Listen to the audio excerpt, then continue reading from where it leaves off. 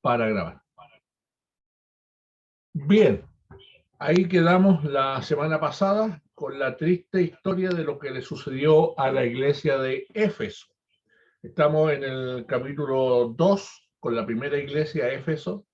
Vimos que fue una iglesia que fue reconocida por el Señor por sus buenas obras, pero les pasó algo que no le tiene que pasar a nadie: haber perdido la devoción por el Señor, haber perdido esa integridad delante de Dios, haber perdido el temor de Dios. Escucharon, se portaron bien, eran lindos cristianos, daban tres gloria a Dios, tres santos al Cordero, tenían buena reputación, pero perdieron lamentablemente su amor al Señor, y cuando se pierde el amor al Señor se dejan de cumplir las normas que el Señor pide para que seamos un canal de bendición de Él. Así que así terminó Éfeso. En el futuro terminó solo en ruina. Ahora seguimos en el capítulo 2, estamos en el mensaje todavía de Éfeso, nos queda el versículo 6, así que ahora vamos al versículo 6, capítulo 2, versículo 6 del libro de Éfeso. Seguimos estudiando Éfeso.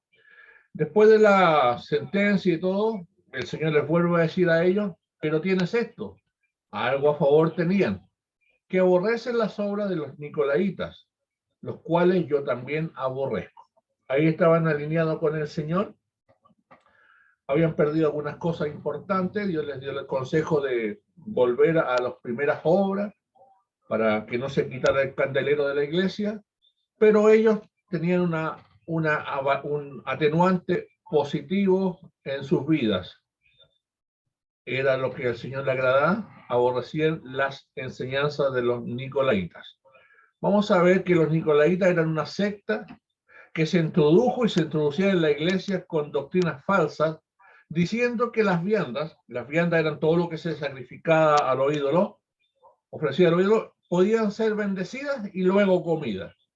Y cualquiera que cometiera fornicación, adulterio, podía recibir la paz al octavo día.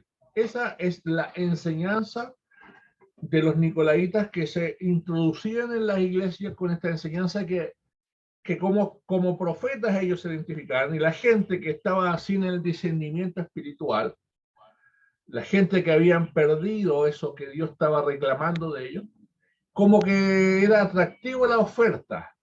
Usted sabe que Pablo fue categóricamente en esta enseñanza de los sacrificados de los ídolos. Y usted ve la historia de Daniel, ahí en el libro de Daniel, capítulo 1. Daniel dijo: yo no comeré nada sacrificado a los ídolos, aunque me cueste la vida, aunque me echen a los leones, yo no voy a transar esto, porque él tenía claro que todo lo que es de la idolatría contamina el Espíritu Santo del Señor. Yo muchos años que tomé esto, a fiestas paganas yo nunca he ido. Por ejemplo, a la fiesta de los pescadores, cuando van a San Pedro, que la fogata 1000, yo no voy, porque todo eso está sacrificado a los ídolos, a San Pedro. Culturalmente es bonito, se ve entretenido, pero nosotros no podemos participar de las cosas que son idólatras, la tirana y muchas cosas más. Pero los nicolaitas le decían a la iglesia que esa comida, pidiendo la bendición, se anulaba la maldición y luego se podían comer. También se les enseñó, ellos enseñaban que podían fornicar, pero al octavo día ya recibían la paz y como el perdón. Entonces, esas enseñanzas algunos las tomaron, por supuesto que sí, porque eran agradables para consentir el pecado.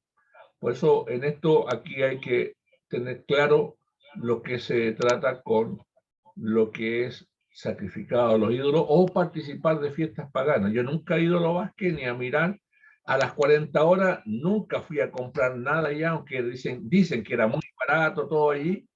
Yo nunca fui a las 40 horas ni a vender, ni a comprar, ni menos a mirar, porque ustedes saben que es una fiesta pagana. Entonces, ahí hay que tener celo por lo que somos.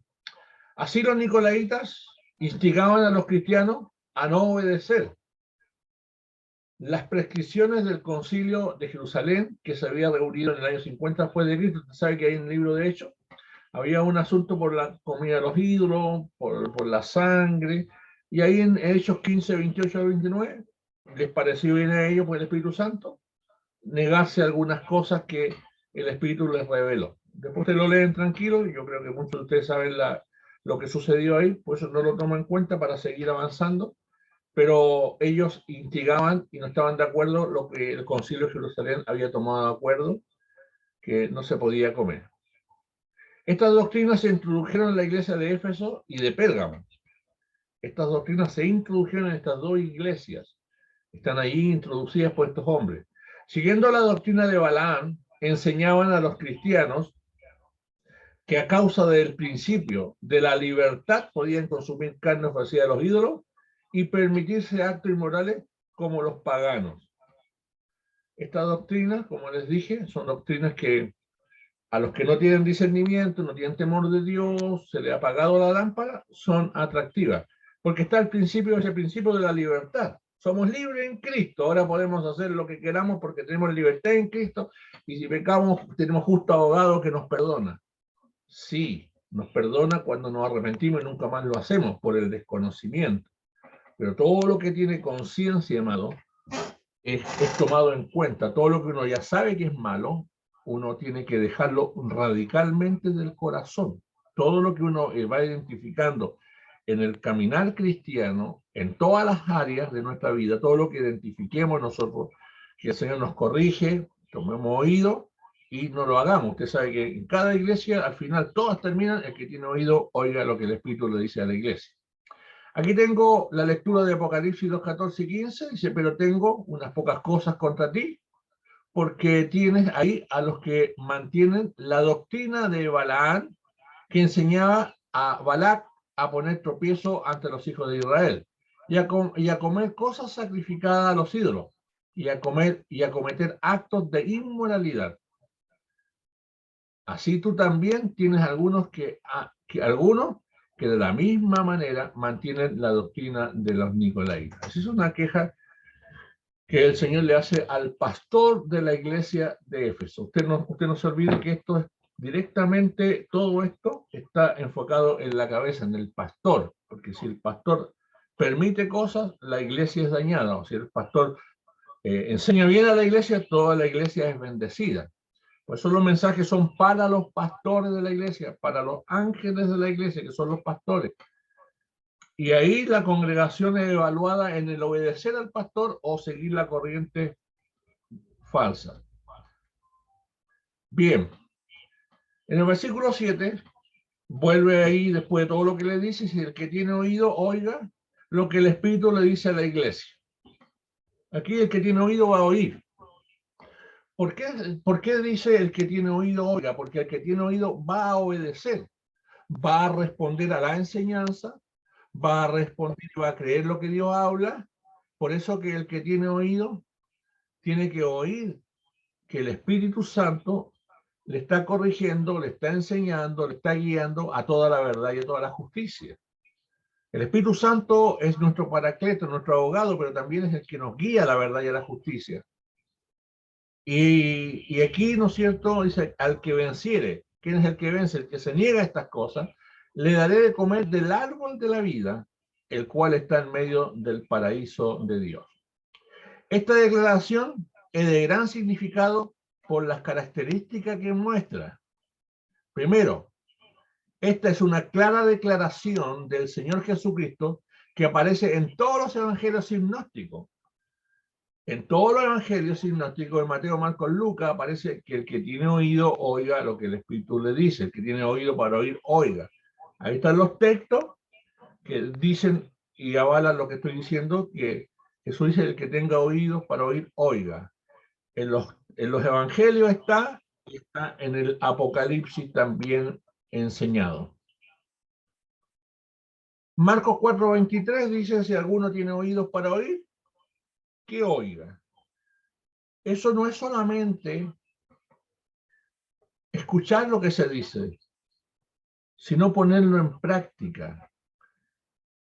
Esta palabra, el que tiene oído, es que realmente se está oyendo y se está haciendo. No solamente se está oyendo y decir qué linda la palabra, Dios nos habló, la escribió en un cuaderno, ya iremos a accionar. No, el que tiene oído haga ya, ahora, en el instante, cambios radicales en su vida. Se parte por la intención.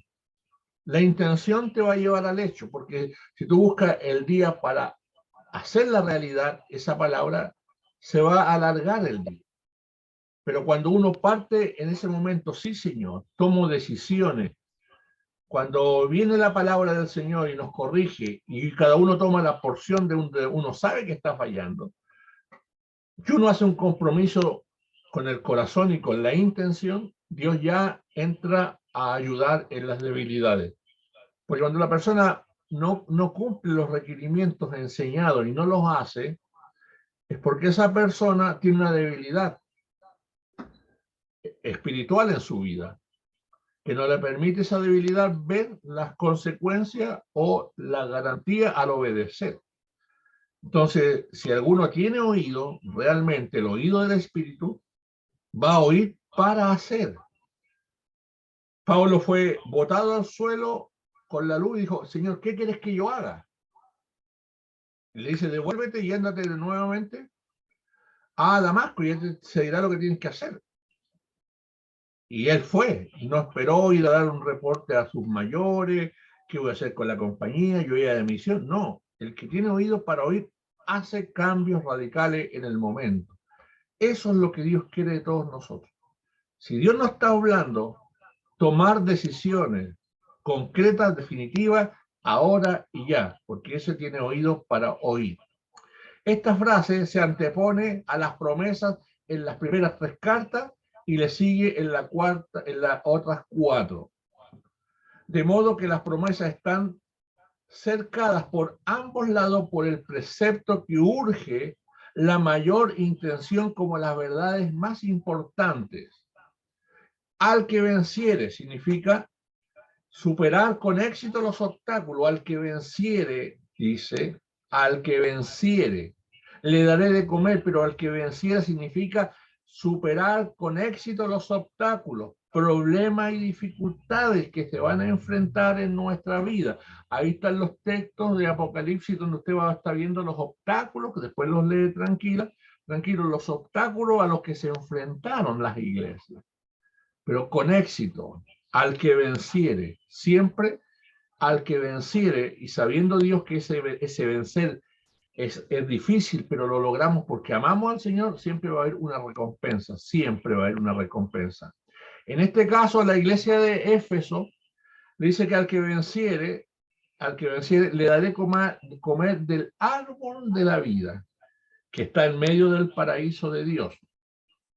El árbol de la vida se menciona por primera vez en Génesis 3:22, donde dice que se encontraba en el jardín del Edén. Aquí hay un tema importante con respecto al árbol de la vida. Perdón, tómela. Este es un tema importante porque en el huerto estaba el árbol de la vida y estaba el árbol de la sabiduría del bien o del bien y del mal. Ahí habían 2 árboles. Pero esos árboles no nacieron en el segundo Edén. Eso vienen del primer Edén, amados. En el primer Edén, el árbol de la vida eterna, en el principio era el verbo era con Dios, era Jesucristo, el árbol de la vida. Cuando hablamos del árbol de la vida, estamos hablando literalmente de Jesucristo, el árbol de la vida eterna. Y cuando hablamos del bien y del mal, ese árbol es Satanás caído, que tuvo bien y ahora está mal. El bien y el mal está en él. Estuvo el bien, pero en el segundo Edén estuvo solamente el mal. En el primer Edén estaba Cristo y estaba también Luzbel recibiendo las instrucciones para adorar al Padre. Usted sabe que el Señor Jesús, todo lo que Él recibe se lo da al Padre como una ofrenda.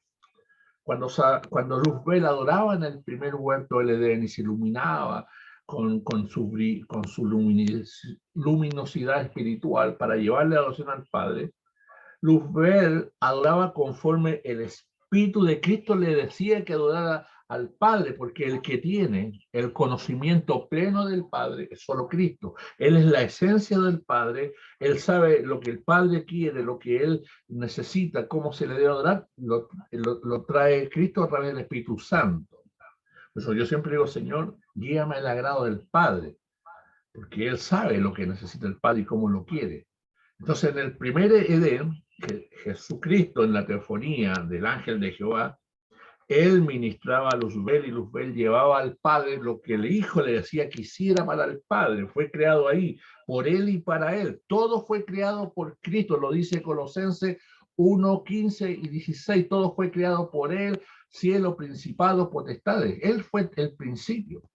En el primer Edén estaban ellos dos, dirigiendo todos los tributos al Padre. Hubo una caída, hubo una rebelión. Se perdió el primer Edén. Por eso está el segundo Edén, creado conforme la gracia del Señor, pero los árboles siguieron puestos en el segundo Edén como testimonio de lo que sucedió. Por eso el árbol de la vida, cuando el hombre ya tomó del árbol de la ciencia y del bien y del mal, Dios tuvo que proteger el árbol de la vida con la espada desenvainada, dice que revoloteaba. ¿Por qué? Porque cuando el hombre cayó en pecado, cuando Adán desobedeció y comió del fruto de la vida, él quedó excluido, quedó separado de Dios. Y ese árbol quedó reservado para nosotros, amados, para el nuevo nacimiento, porque Cristo es el árbol de la vida eterna. Por eso él puso una espada revoloteando, porque ya no eran dignos de comer de ese fruto ni de ese árbol. Se puso dice, no hay esa cosa que extiendan su mano y tengan la vida eterna, pero en maldad, porque el hombre ya estaba caído. Por eso el árbol fue protegido. Pero cuando vino Cristo del cielo, él manifestó su fruto espiritual, y todo aquel que come de este cuerpo, de esta sangre, todo aquel que bebe de mi agua, yo soy el yo soy, iba a entrar en la vida eterna. El árbol es tipológico en el tiempo con respecto a la vida eterna. Si alguien tiene una pregunta, la nota, después me la hacen al final. Entonces, le hace una propuesta al Señor a esta iglesia por la fidelidad que ellos tendrían que tener al que venciere estas tentaciones tan agradables, al que venciere le iba a dar de comer del árbol de la vida. Ese árbol que ya está en el medio del paraíso de Dios puesto para la eternidad nuestra. Por eso es importante entender esto, lo del árbol de la vida, porque el árbol de la vida es lo que es Cristo para nosotros.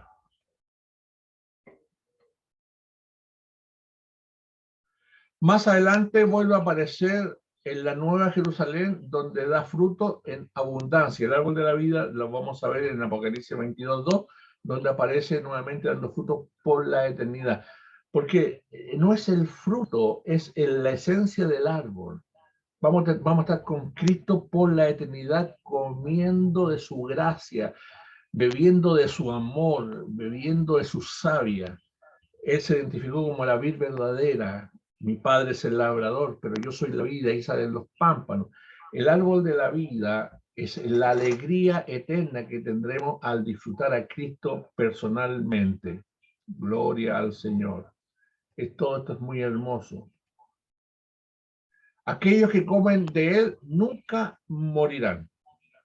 Nunca. Porque el que come de Cristo no va a morir nunca, amado. Por eso el apóstol Pablo, en nuestro cuerpo caído, decía que aunque el hombre interior nos vamos envejeciendo y dañando el interior, se va renovando mientras coma de Cristo, mientras nos alimentemos de la vivencia espiritual. Por eso es muy importante la relación espiritual, no la liturgia, no la oración que hacemos, sino tiempos de calidad con el Espíritu Santo, donde el silencio lo es todo, donde nos alimentamos, donde el silencio dice, Señor, sin decir nada, las mejores palabras, estoy aquí porque creo que aquí te tengo a mi lado y tú me estás retroalimentando, yo me estoy nutriendo de ti. La presencia del Señor no se ve, pero es eterna. Lo que nosotros queremos ver, amado, es pasajero. Queremos ver manifestaciones, queremos ver sanidades, queremos ver sillas colgando, queremos ver la nube, queremos tocar allá, sí. Todo eso que queremos ver es bueno, pero es pasajero. Pero la vida nutrida de Cristo es eterna. Cuando estamos nutridos de Cristo, en esta experiencia del silencio que le llamo yo, donde usted no tiene que hablar, pedir, simplemente disfrutar, y Dios me ha enseñado a disfrutar en el silencio, es maravilloso porque usted está bebiendo del árbol de la vida eterna. Está gustando lo que es Cristo. Porque lo único que usted hace cuando está en el silencio se llena tanto de él que cuando usted sale del lugar de ese encuentro, usted está renovado interiormente. Podemos tener dolencias físicas, malestares, pero el espíritu está renovado para escuchar las cosas nuevas de Dios y llevarnos a propósitos eternos. Todo el árbol, este regalo que hicieron a Éfeso no se lo merecía, lo merecimos nosotros, la iglesia, la Amanecer de la Esperanza, no ellos, pero es para todos sus hijos. Esta promesa, ahí está, es para todos sus hijos. Así que, amados, aprendamos a disfrutar de este árbol, que es Cristo hoy, es Cristo para nosotros. Fue negado a todos los después de Adán por el decreto, pero en Cristo podemos disfrutar de este árbol de la vida. Al que venciere le daré el árbol de la vida, el cual está en el medio del trono. El paraíso de Dios es uno de los nombres del cielo. Paraíso, cielo, es el mismo lugar, no hay varios lugares. Tercer cielo, depende de la manifestación que tuvo en la persona que lo graficó. Esta es la Nueva Jerusalén en un estado eterno. Jesús le dijo al ladrón, hoy estarás conmigo en el paraíso. Está hablando del cielo, está hablando de la Jerusalén celestial. Son nombres que se dieron en el momento para llevar a la persona a entender lo que él estaba diciendo. Cuando se hablaba de paraíso, según la cultura hebrea, cuando ellos hablaban de paraíso, los paraísos eran los parques, los campos con árboles, esos eran los paraísos. Entonces, cuando te llevaría a mi paraíso, él sabía que era un lugar bello.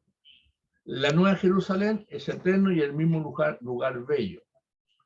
En Lucas 23:43, la promesa del Señor al ladrón arrepentido se cumplió el mismo día. Fueron al paraíso, a la Nueva Jerusalén, al lugar que él sabía que era hermoso. Estarás hoy conmigo en el paraíso del Señor, según lo que Dios tiene. En la literatura judía, jardín del Edén y paraíso, ambos se usaban igualmente para las moradas de los justos en la vida futura, ¿entiendes? En la cultura de ellos, cuando se hablaba de jardín del Edén o paraíso, era lo mismo. Distintas formas de expresarlo, pero era lo mismo. Y se usaban igualmente para las moradas de los justos en la vida futura. Por lo tanto, los maestros judíos hablaban del paraíso de Adán, el paraíso de los benditos en el cielo y el paraíso de los justos en el reino venidero de Dios. Entonces, cuando se habla de paraíso, estamos hablando del Edén, del cielo, de la Nueva Jerusalén y del estado espiritual con Cristo. Lo que está en mente en esta promesa es el último significado. Adán y Eva perdieron el acceso al árbol de la vida y fueron echados del jardín. Ahí están los textos. El creyente que comparte la victoria del Señor tiene la promesa de que le será restaurada ambas bendiciones. La bendición inmediata y la bendición del futuro. Tenemos las dos bendiciones. Disfrutar aquí lo que nos queda de vida con el Señor y después el traslado a nuestra nueva morada. Es una promesa que ellos la perdieron, pero nosotros la ganamos en Cristo Jesús. Ahí está el texto, Apocalipsis 22:2. Después ustedes lo leen tranquilo.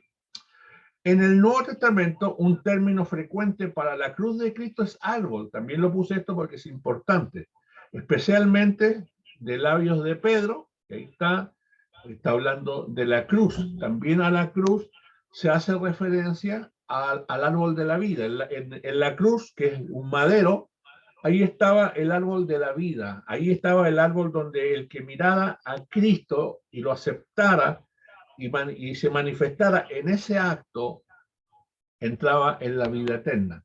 Por eso también este término, que es muy frecuente, especialmente en los labios de Pedro, atribuyen a Cristo el árbol, que es el árbol de la vida eterna, puesto allí en el madero de la cruz, que era producto, por supuesto, de un árbol.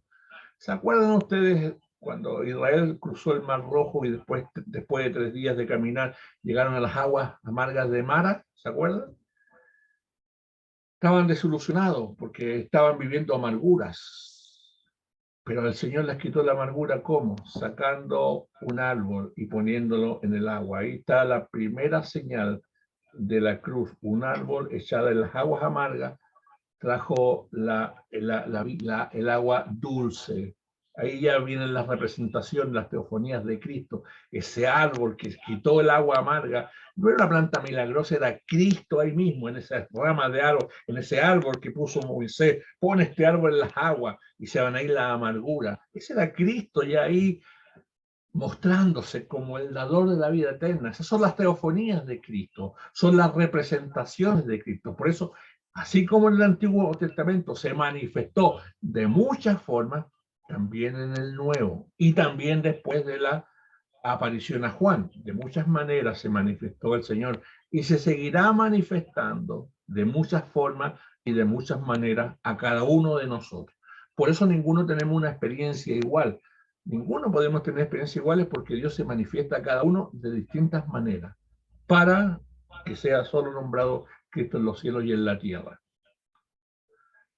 El templo de Artemisa estaba construido sobre un altar hecho de un árbol. Esto también lo puse porque esto también es importante como cultura. El templo de Artemisa, que estaba en la región de Éfeso, estaba construido sobre un altar hecho de un árbol, y con frecuencia un árbol simbolizaba a Éfeso o a su diosa.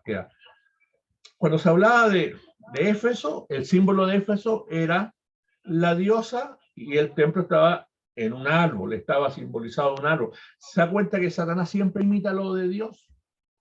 Siempre Satanás va a imitar lo divino. Como ahí había un árbol, el árbol, por eso como ese árbol era culturalmente, era el altar hecho con un árbol para adorar a la diosa Artemisa, ellos tenían el concepto. El que no era cristiano tenía el concepto del valor de un árbol. Por eso cuando Cristo a los nuevos convertidos en esos tiempos, le hablaba todo basado en lo que ellos podían entender. Cuando Jesús dice, le daré de comer del árbol de la vida, ellos asimilaban, esta mujer tiene un altar del árbol, entonces sabían que el significado del árbol, y Cristo los llevaba al significado, pero de ahora de una experiencia real con él. ¿Se da cuenta? Vamos a ir viendo en todas las cartas que el Señor usó la idiosincrasia de la ciudad para revelar la realidad espiritual. Todo lo natural Jesús lo llevó a lo espiritual para que ellos entendieran los conceptos. Para nosotros no, a lo mejor no tenía ni sentido, pero a medida que vamos estudiando, todo lo que Él le ofrece tiene sentido porque ellos lo están entendiendo culturalmente. Así como los creyentes de Efesios alguna vez consideraron el árbol de Artemisa como el asiento de la vida divina y intermediario entre la vida y la naturaleza humana, ahora había aprendido que la vida eterna en el paraíso de Dios era suya por medio de la cruz de aquel que murió y resucitó. ¿Se da cuenta de los paralelismos? El creyente de Efesios, los que nacieron ahí en la ciudad de Éfeso, que no eran cristianos, ellos consideraban el árbol de Artemisa como el asiento de la vida divina y era el intermediario entre la vida y la naturaleza. Ahora viene el Señor y les habla del nuevo árbol, el árbol de la vida, el nuevo árbol que ahora es la cruz, que ahí en la cruz está el que murió pero resucitó, Cristo, ese es el altar supremo. ¿Se acuerdan ustedes cuando Pablo fue a Éfeso también y adoraban al Dios desconocido? Y dentro de esos dioses había una piedra que también la adoraban y no tenía nombre, así que dijo, esta es la piedra, este es el Cristo, esta roca la usó para evangelizar, y ellos entendieron el concepto de lo que se trataba. Así también sucedió con Éfeso. Dios es maravilloso y usa los elementos que entendamos nosotros para comprender las cosas espirituales. Bien, vamos a la segunda iglesia, mensaje de la iglesia de Esmirna. Si quedó alguna duda con respecto a la iglesia de Éfeso, la pregunta me la hace hoy o nunca más en la vida. Y esta pregunta es para la otra semana, ¿ya? Así que solo con Éfeso voy a contestar si alguna duda tienen ustedes. Pero está claro, no hay duda. Yo sé que no, ustedes son inteligentes. Ahora vamos al mensaje de Esmirna. Esmirna quiere decir mirra. Eso significa Esmirna. Apocalipsis, esta historia está en Apocalipsis capítulo 2, de versículo 8 al 11 tenemos la historia de la iglesia de Esmirna. La segunda carta se dirige a Esmirna, una ciudad grande, rica, que estaba a 55 kilómetros al norte de Éfeso. Estamos hablando hacia el norte, 55 kilómetros, estamos hablando de ya por el Melón, más o menos, no sé, más o menos una distancia así, pero tiene sus propias características. Estamos hablando de kilómetros en contacto que no había locomoción, pues era muy largo llegar allá. En contraste con Éfeso, Esmirna, pero en contraste con Éfeso, que en la actualidad están las ruinas y desiertas. Dijimos que Éfeso, hasta el día de hoy, en la actualidad están las ruinas de Éfeso, arruinadas y desiertas. Esmirna todavía es un gran puerto con una población actual de 200.000 habitantes. Que Esmirna, en comparación con Éfeso, de Éfeso quedan solo ruinas. Está desierto, eso no hay nada, vimos en la foto. Con respecto a Esmirna, hasta el día de hoy es un gran puerto pesquero y tiene una población de 200.000 habitantes. Cristo se describe a sí mismo como el primero y el postero, que estuvo muerto y vivió. Así se describe a esta iglesia. El Señor también se describe como el eterno. Ya vamos a ver los por qué se aplica estos nombres. Ahí están las citas bíblicas. El que sufrió la muerte a manos de sus seguidores y después se levantó de la tumba. Estoy haciendo la introducción de Esmirna y de lo que el Señor quiere que ellos supieran de él. Estos aspectos de Cristo eran de especial relevancia para los cristianos de Esmirna, ya que al igual que Cristo en su muerte, estaban experimentando graves persecuciones. En estos momentos Esmirna estaba bajo un ataque severo del emperador Domiciano, los quería exterminar. Entonces Jesús en esta carta quiere animarlo, los quiere animar, consolar, y los quiere poner en una posición que así también como él sufrió, quizás hay que sufrir, pero es un honor sufrir por Cristo. En esta iglesia Esmirna, en ella destacó el culto al emperador. En esta cultura, en esta ciudad de Esmirna, se destacó el culto al emperador y cada año los habitantes tenían que quemar incienso ante el busto del emperador y declarar César es el Señor.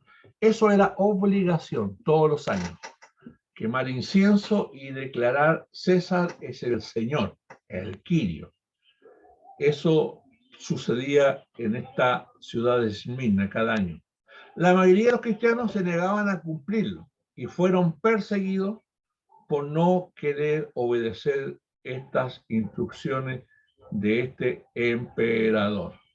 Esta era una de las características. Persecución. Policarpo, el pastor de Esmirna, a la edad de 86 años, rehusó hacerlo, y dio un testimonio firme y murió quemado por su fe y atravesado por la espada de Domiciano. Fue una iglesia aprobada por su testimonio. Él fue el 12º mártir de Esmirna. Policarpo fue el 12º mártir. ahí sufrieron mucho en esta región los cristianos por los emperadores que no querían aceptar a otro señor, sino ellos mismos. Al morir, Policarpo exclamó: ¿cómo puedo blasfemar de mi rey que me salvó? Murió en el año 156 después de Cristo, de haber ido con el emperador en su carruaje, porque era el Policarpo, el pastor de Esmirna, tenía cualidades y era amigo en este caso, del César, y el César lo llevó en su carro cuando hizo este edicto y le dijo: Policarpo, dime a mí personalmente que tú rechazas a Cristo y seguirás llevando tu iglesia como la quieras llevar, pero a mí dime tú, Señor, que yo soy tu Señor. Él no negó su fe, le dijo: no puedo adorarte y no puedo tampoco dejar de adorar al que me dio la vida eterna. Se lo pidió 3 veces el emperador César y él rehusó, hasta que lo bajó de la carroza, lo quemó vivo y como no se quemaba, le atravesó la espada para matarlo. Fue el 12º mártir por no negar al Rey de los cielos. No, dice: ¿cómo puedo blasfemar de mi Rey que me salvó? Wow, ahí hay una convicción de un cristiano radical y verdadero. Que Dios nos dé la misma convicción para los tiempos que vienen, amados. Aquí viene, escribe el ángel de la iglesia de Esmirna, lo que Cristo habla a Juan, porque Cristo le habla a Juan, le dice: escribe el ángel de Esmirna, el primero, el postero, el que estuvo muerto y vivo, dice esto. Ahí está siempre la declaración y el sello y la firma del Señor. Escribe el ángel de la iglesia de Esmirna, escríbele al pastor de Esmirna, y cuando le escribas, dile que el primero, el postero y el que estuvo muerto y vivió, dice esto. Wow.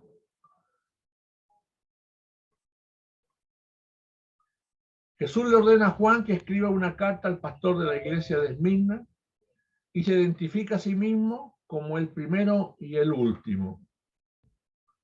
El primero, el último, el alfa y la omega. Esta frase es la identificación que Dios hace de sí mismo al dirigirse a Israel. Ahí está Isaías 44:6, Isaías 48:12.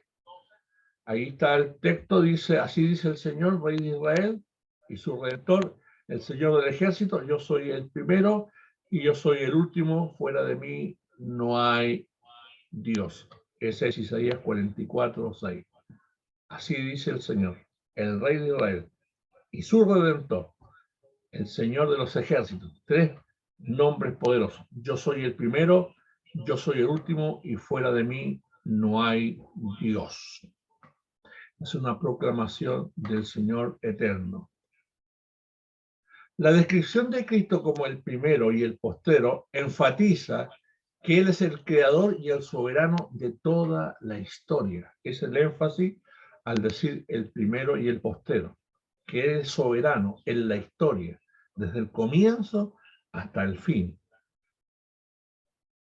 Cuando llegó Juan a escribir la carta del Evangelio de Juan, venía inspirado y dijo: en el principio era el verbo. Ustedes saben, el verbo era con Dios y el verbo era Dios. Venía con una revelación suprema de lo que era Cristo. Esto a la referencia a su victoria sobre la muerte, inyectaron seguridad, ánimo y esperanza en los creyentes que necesitaban confiar cada día más en los ciudadanos de Dios y que tenían un futuro terrenal incierto. ¿Por qué incierto? Porque cada día estaban matándolos, cada día estaban muriendo. Era muy difícil para ellos sostenerse con vida. Aquí el Señor le habla a la iglesia de Esmirna y dice: yo conozco tus obras y tu tribulación y tu pobreza, pero tú eres rico. Y la blasfemia de los que se dicen judíos y no lo son, sino sinagoga de Satanás. Por eso el Señor lo sabe todo. Yo conozco tus obras, porque Dios le habla, cuando nos habla a nosotros, y en este caso le está hablando a la iglesia, les habla en base a lo que ellos están viviendo. Yo conozco tus obras, sé lo que están haciendo, sé su tribulación, sé tu pobreza, si yo estoy viendo lo que están haciendo. Pero dice, pero tú eres rico. Estás escaso quizás en alimento, que estás pasando alguna enfermedad, estás pasando alguna tribulación. Sí, yo no sé lo que tú estás pasando, pero en medio de estas circunstancias, tú no has dejado de ser el mismo y la misma en mí. Has seguido fiel en todos los actos que te enseñé, has seguido fiel en tus oraciones, en tus intimidades, has seguido fiel en tus caminos, en los años, y yo conozco tus obras, pero eres rico. Me tienes a mí como fortaleza. Pero hoy me pasó algo muy bonito. Una persona que era de nuestra congregación de Cami, hace 22 años que no nos veíamos, del día que murió mi padre, porque me pidieron que fuera a ver a esta persona porque estaba con un problema de enfermedad y nunca se ha congregado. Yo no sabía, no estaba siguiendo por programa Unión Familia y para tanto nos veía, pero ella pidió que fuéramos a su casa hoy. Después de 22 años, amado, no nos vayamos. 22 años, estoy hablando del 2002. Cuando llegamos a su casa, estaba su esposo, lo conocí, era el mismo rostro, a ella, su hija. Fue hermoso después de 22 años encontrarnos. Yo le dije, ¿se congregan? No, me dijo, no nos congregamos desde que el pastor Amador murió. Nosotros dejamos de congregarnos en ninguna iglesia, pero a usted lo hemos seguido por internet. ¿Y por qué nos mandan a buscar? Porque tenemos testimonio que esto es un hombre de Dios. Pero no quiero hablar de mí, quiero hablar de ella. Una mujer que estaba en problemas, han vivido dificultades, pero sigue en Cristo. Después de 22 años, sin congregarse yendo a una iglesia, se murió su pastor, que era mi papá. Y de ahí yo nunca me lo vi porque yo vivía en Viña. Y hace 15 años viven ahora en Quilpué. Y hoy llegamos a su casa, después de 22 años. Y estuvimos orando, estuvimos recordando tiempos. Y esto me hace sentido hoy. Quizás me hace Dios vivir esta experiencia de Él hoy para graficar esto. Que Dios conoce nuestras obras. Porque usted puede decir, claro, a los 22 años no fue a la iglesia. A lo mejor sí, a lo mejor no. Ella dijo que no, pero se ha mantenido fiel en Dios, no ha claudicado su fe. Por algo hoy, que está en un problema grave, nos manda a buscar, porque ha visto testimonio, nos ha seguido y quizás Dios le dio testimonio de la realidad nuestra de hoy. Y hoy estuvimos en su casa y este es el comienzo de un tiempo para ministrar su vida. Y es hermoso esto. Esto es hermoso, que pasen los años y la gente se sepa mantener en Cristo. Quizás esto le estaba pasando en vida. Estaban en tribulación, estaban en pobreza y vamos a ver por qué estaban en pobreza. Para los creyentes de Esmirna fue un gran consuelo saber que Cristo conocía todo acerca de ellos. Claro, porque ellos leían la carta. Él los vio, él sabe que estábamos en tristeza, él sabe que estábamos en tribulación, pero no nos dejó. Pero les dijo algo hermoso: tú no has tenido lo que tú has querido. En el fondo eso, no has tenido lo que tú has querido, pero no te ha faltado nada. Y sobre todo tú eres rico, rico en misericordia, rico en verdad. Y más aún, estaban ahí con la lucha con los que se decían judíos y no lo son. Y eran sinagogas de Satanás y estaban introducidos en esa iglesia, pero siguieron fieles. Sus obras, su tribulación y pobreza, y sin embargo les dijo que eran ricos aparte de sufrir. Los creyentes eran perseguidos no por negar su fe ante las exigencias del emperador solamente. Eran ricos espiritualmente, pero la persecución y la opresión les causó pobreza material. ¿Por qué? Muchas puertas económicas se cerraron para ellos y las personas no querían venderles a ellos ni comprarles sus productos. Por lo tanto, se fueron empobreciendo por resistir y ser fieles. No quisieron transar. Nadie les quería comprar sus productos y nadie les vendía a ellos sus productos. Era como lo que está anunciando el Señor para la gran tribulación. Si no tienes la marca de la bestia, no podrás comprar ni vender. A ellos les pasó algo muy similar, pero no transaron. Los judíos calumniaron a los creyentes e incitaron a la población contra la comunidad cristiana. Estos eran los judíos sinagoga de Satanás, eso es lo que hicieron. Los judíos se congratularon con el rey. Dice, los judíos estaban exentos de las demandas de adorar al emperador. El emperador dice, ya no me adoren. Está bien, se los voy a permitir. Pero, ¿cuál era el trance? Que ellos buscaban agradar a las autoridades acusando a los cristianos de ser desleales. Entonces ellos eran los que acusaban. Allá hay una comunidad cristiana, ellos están escondidos en tal parte, e iban y los atribulaban. Esto era lo que estaba sucediendo con estos judíos, esta blasfemia que se decían ser judíos y no lo son, eran sinagoga de Satanás, eran los acusadores de estas iglesias que predominaban en esos momentos. Mire lo que hace el espíritu de la religión. Por tener buena relación con el emperador, congratularse con las autoridades, acusaban a los cristianos donde estaban ellos haciendo sus reuniones, sus liturgias. Ellos causaron muchos problemas similares a Pablo y su equipo misionero cuando estuvo en el Mirna también. Estos enemigos no eran verdaderos judíos, porque no habían recibido a su Mesías ni habían sido transformados interiormente por la obra del Espíritu Santo. Ahí muy claramente el texto de Romanos 2, 28 y 29. Al oponerse a la genuina comunidad de la fe, se hicieron sinagoga de Satanás. Estos judíos, así los llamó este Jesucristo resucitado y glorificado. Satanás se menciona en 4 de las 7 cartas como operando en medio de las tinieblas y en contra de la iglesia. En la historia de la iglesia, las persecuciones más severas han provenido de los religiosos. Y eso ha sido siempre, sinagoga de Satanás. Ellos crucificaron a Cristo, ellos negaron a Cristo. Y en el tiempo, las cruzadas y todo eso, los religiosos han sido los perjudiciales de los enemigos contra el evangelio. No temas en nada a lo que vas a padecer. He aquí el diablo echará a alguno de vosotros en la cárcel para que seáis probados y tendréis tribulación por 10 días. Esto,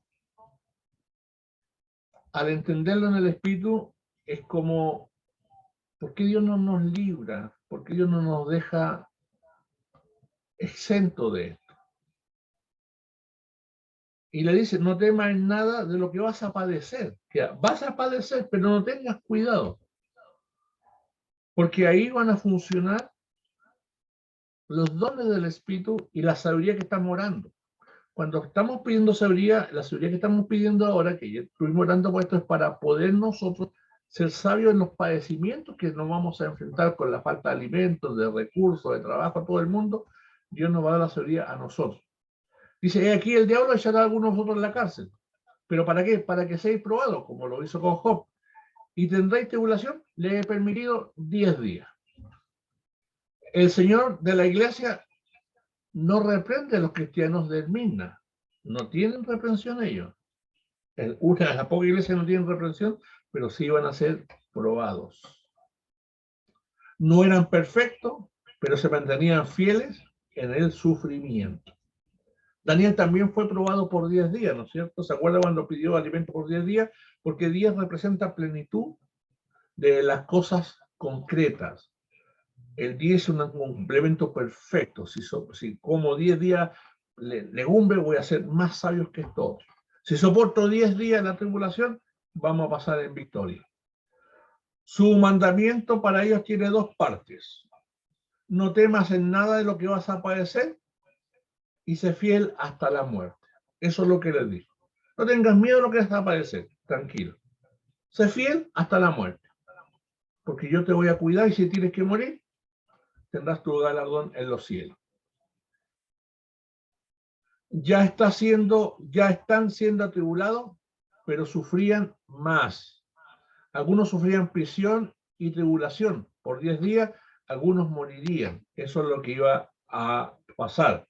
Cuando él dice, no temas de nada lo que vas a hacer, se fiel hasta la muerte, ya estaban siendo atribulados, sufrían mucho en ese momento, algunos sufrían presión, tribulación, era por 10 días, algunos morirían. Fueron 10 días de intenso sufrimiento en que las autoridades decidieron erradicar la iglesia y hacer de los creyentes un escarmiento para las personas que no juraran obediencia al emperador. Esto fue un asunto fuerte. Buscaron los cristianos para quemarlos, matarlos y hacer escarmiento para los que se estaban acercando al evangelio. Pero sabemos por la historia que Dios los protegió, los escondió. Algunos por ahí los pillaron, pero a la mayoría sobrevivieron de esta persecución. Por eso se fiel hasta la muerte, yo te daré la corona de la vida, a los que le dijo. El desafío se expresa en forma a la vez positiva y negativa. En medio del sufrimiento se exhortaba a los cristianos de Esmirna con las palabras, sé fiel hasta la muerte.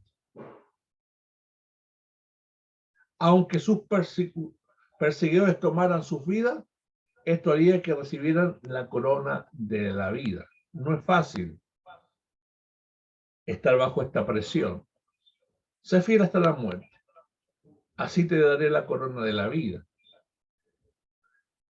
Fue una iglesia que fue aprobada por Dios, Esmirna y sus seguidores. El pastor mostró un carácter cristiano, fue el ejemplo de esta iglesia, Policarpo, porque no transó, lo vieron ser martirizado, y eso provocó también para ellos fuerza espiritual, y así como Pablo dijo, cada vez que lo golpeaban, se sentía orgulloso de llevar los golpes de Cristo en su cuerpo, así también la iglesia de Esmirna no reclamó por lo que iban a vivir, sino se sentían orgullosos de imitar los sacrificios de Cristo. Es evidente que hasta ese momento nadie había muerto, pero era algo que podía pasar en cualquier momento. Más adelante, Policarpo, que llegó a ser el pastor de la iglesia de Esmirna, fue martirizado y sin duda también otros fueron martirizados y asesinados juntamente con él. Policarpo alcanzó la corona de la vida eterna porque fue fiel hasta la muerte, dándole la oportunidad de simplemente decir no y seguir su vida normal, pero él ni siquiera permitió eso, ni en el silencio. Y eso le dio la garantía de la vida eterna. Los que fueran fieles demostrarían su vida y verdadera, su vida y verdadera, y recibirían la corona de la vida, o sea, la vida eterna. Los que vencen son los creyentes genuinos, por supuesto, radicales, con convicciones. Además de amar a Dios, Cristo llama a su iglesia a ser constante, valiente y fiel en medio de un mundo que los rechaza, la calumnia, se burla de ella, que la trata con injusticia y que persigue a los hijos del Señor. La corona de la vida se promete a los cristianos fieles. Ahí están todos los textos que están diseñados para nosotros. Los creyentes se les anima a que permanezcan fieles, contemplando lo que esperan después de la muerte, que es la vida eterna. Es lo que les pasó a los creyentes del libro de Hebreos también. Y vuelvo a decirle al Señor, el que tiene oído, oiga lo que el Espíritu le dice a la iglesia. Al que venciere, no sufrirá daño de la segunda muerte, que es la salida del trono blanco. Como en todas las cartas, se hace una exhortación a las personas que escuchan. La promesa se da a quienes venciere, refiriéndose en general a todos los creyentes, y se les asegura que ninguno sufrirá daño de la segunda muerte. Y al que no se encontraba inscrito en el libro de la vida fue arrojado al lago de fuego. Porque todos los que renegaron contra Cristo, Todos los que se vendieron no están en el libro de la vida eterna, pero los que mueren y alcanzamos la misericordia o la muerte en Cristo, estaremos inscritos en ese libro y nos seremos arrojados al lago de fuego en el día final. La consolación, la consoladora palabra de Cristo para el Vigna es la misma que para todos los cristianos que sufren y son perseguidos. Como dice Hebreos 12:11, es verdad que ninguna disciplina al presente parece ser causa de gozo, sino de tristeza, pero después da fruto apacible de justicia a los que en ella han sido ejercitados. Sus hijos escaparán de la segunda muerte, que es la muerte espiritual y eterna, reservada para quienes no conocen a Cristo. Como dice allí Apocalipsis 2:14, pero los cobardes, incrédulos, abominables, asesinos, inmorables, hechiceros, idólatras, y todos los mentirosos tendrán su herencia en el lago que arde con fuego y azufre, que es la muerte segunda, de donde nosotros somos librados por ser fieles al Señor y guardar sus mandamientos. Porque el que tiene oído, oye lo que el Espíritu le dice a la iglesia de Esmirna. Aquí tenemos entonces ya la segunda iglesia y comenzamos el próximo martes, el próximo jueves con la iglesia de Pérgamo, para que usted la lea y encuentre en ella la respuesta.